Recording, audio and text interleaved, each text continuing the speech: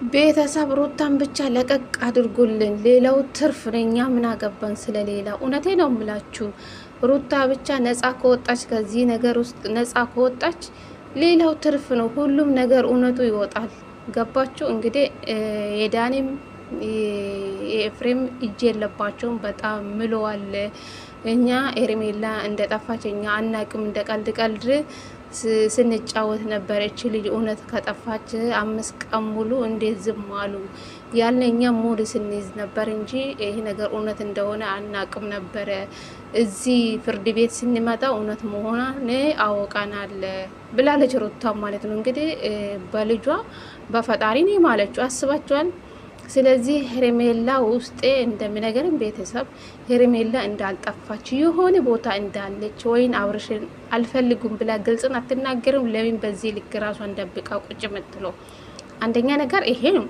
ለምን የሰው ስም ይጠፋል? በሷ ምክንያት ወጣ አትናገርም?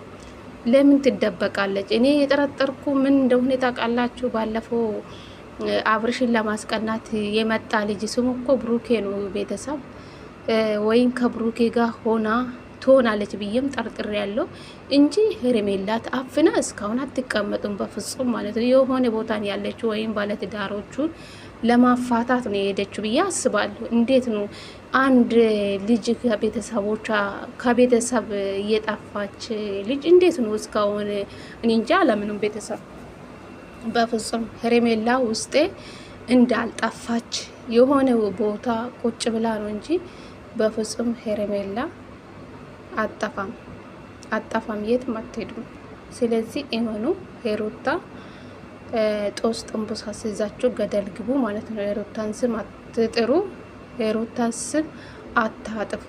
አንዳንድ ሄዳችሁ በኮሜንት የምትሰድቡ አላችሁ። ዛሬ ደስ ብሎኛል ከምንም በላይ ኮሜንቱ ሁሉ ሩታ ሩታ ሩታ በቤቷም ስለመጣ ደስ ብሎኛል ከምንም በላይ ማለት ነው። እና 300,000 እናስገባት ጋይስ፣ 300,000 እናስገባት። ዛሬም በሩታ ቤት ነው ቪዲዮ የተለቀቀ። ደስ ብሎኛል በሩታ ቤት ቪዲዮ ስለተለቀቀ። ሰላም ሰላም፣ ጤና ይስጥልኝ ውድና የተከበራችሁ የቻናሌ ቤተሰቦቼ እንዴት ናችሁ? ደህና ናችሁ? የኔ ደህና ነኝ እግዚአብሔር ይመስገን ብያለሁ። የኔ ውድ ቤተሰቦቼ እንግዲህ ተመልሼ መጥቻለሁ። ሩታም ዛሬ እንግዲህ ከቡዝዬ ከአብርሽ ጋር ከዳፍ ጋር መታለች። እውነት ለመናገር ቡዝዬ ዛሬ ተመስገን ዛሬ ተረጋግታለች።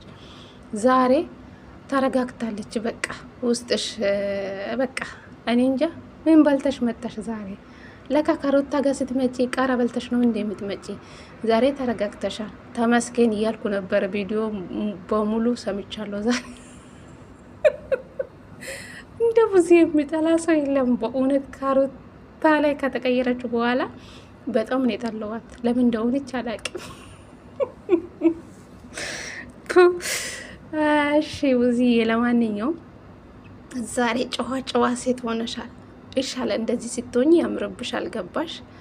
እና ሩታዬ የኔ ቆንጆ ሁሉም በቃ ሩታ ናት የምትሉ ሰዎች ከሩታ ራስ ላይ ወረድ። እሺ የሩታን ጥንቡሳ ሲይዛችሁ ገደል ግቡ። እሺ የምሬ ነው የምላችሁ። ሁሉ ነገር በቃ ሩታ ናት አይደለ?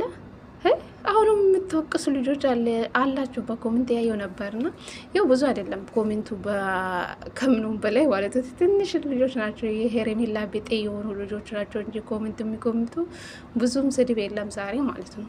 የምሬ ነው የምላችሁ። ስለዚህ እውነቱ ይወጣል። ሁላችሁም ታፍራላችሁ። ዳኒና ኤፍሬም ነው ሩታ ነው የምትሉ ሰዎች ታፍራላችሁ። ስለዚህ እውነቱ ይወጣል። ስለዚህ ቀጥሮ እንግዲህ ለነገ ነው ተብሏል። እስካሁን ምንም አዲስ ነገር የለም። ሩታም እንግዲህ በልጇ ምላለች። እኔ ምንም ነገር የሄርሜላ ምንም ማግድበት ምክንያትም የለኝም። ለምን እንደዛ አድርጋለሁ? እንኳን መጥፎ ነገር ብንደራረግ እንደዚህ እኔ ክፉም ሰውም አይደለሁም። እኔም ሴት ልጅ ነኝ። ስጀመር እኔ ከሷ ጋር እንኳን መጥፎ ነገር ብንደራረግ በዚህ ደረጃ ላይ አንሄዱም ብላለች። እና እንግዲህ ሩታም ዛሬ እውነታን ተናግራለች። እንደዚህ እውነት ስትናገሩ እኔ ደስ ብሎኛል። ለምን እሷ ነፃ መውጣቷ አንድ ነገር ነው። እንግዲህ ሁሉም ነገር ነገ እውነቱ ይወጣል ተብሏል። እና ኤፍሬምም እኔ ምንም ነገር የለብኝም ብለዋል። ኤፍሬምም ዳኒም ተብሏል። እንግዲህ ሩታ 100% ነው። የዳኒም የኤፍሬምም የኔም እጅ የለብኝም ብላለች። ሌላ ደግሞ ይሄ ማን ነው ሮቤል በካሊብ ቤት መጥቶ ነበረ። ያው ሮቤል እኮ ገባቸው አይደለ? ከአብርሽ ጋር የሆነ ነገር ነው የሚፈልገው ልጁ። ዝም ብሎ ነው ንዴታማ ነው። በቃ አለ አይደለ? እልከኛ ልጅ ነው እንጂ ምንም ሄርሜላ አለች ብሎ ነው የምናገረው እንጂ ምንም እውነት የለም። ከዚህ በፊት ሩታ የራቆት ቪዲዮ ሳትይዝ ያዘች ያሉ የሩታ ስም ሲያጠፉ የነበሩ ጊዜ እሱም እኮ የራቆት ቪዲዮ እኮ እኔ ጋሌ ብትን አድርግልሃለሁ ምን እንደምታመጣ አያለሁ አላለም ለአብርሽ።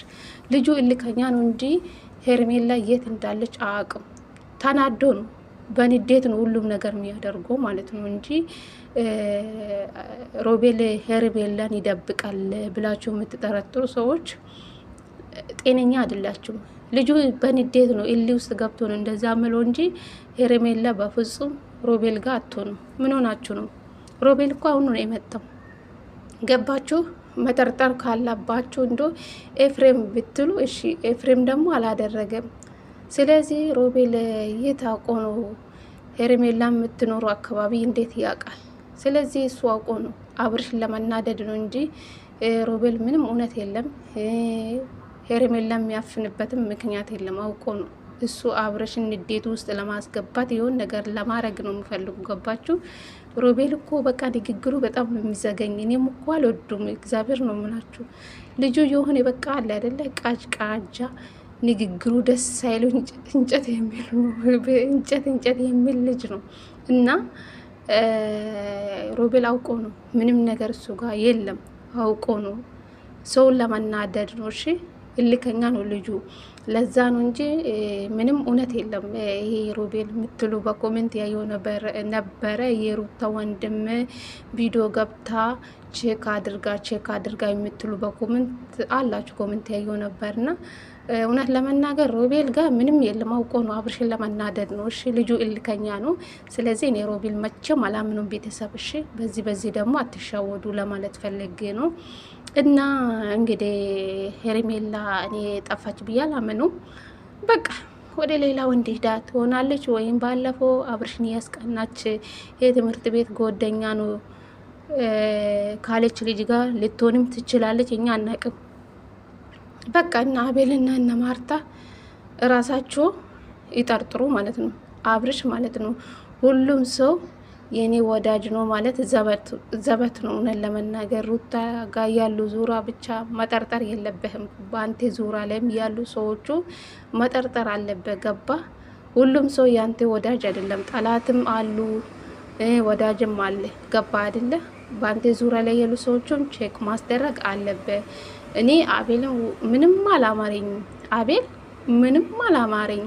ምንም አይመስልም። ገባችሁ? አውቆ በሩታ ዙሪያ ላይ ያሉ ሰዎች እጃቸው ረጅም ናቸው ይላል እና ያው ሁሉም ነገር በቃ የሩታ ስም ይጥማቸዋል መሰለኝ። መራራ ነው መሰለኝ። የሩታን ስም ነው የሚጠራው ብዙ ጊዜ አቤል ማለት ነው። እና እጃቸው ረጅም ነው ምናምን አለች። እቺ ማርታም ደግሞ ሩታ ስልክ የደወለችልኝ በሌላ ሰው ስልክ ነው የደወለችልኝ። ሄርሜላ ደህና ናት ምንም አታስብ አሉኝ አለች። አውቃ ነው። እኔ እንጃ። እኔ መቼም አላምነው አቤልና እቺ ማርታ መቼም አላምነው። ጌታን ነው የምላችሁ።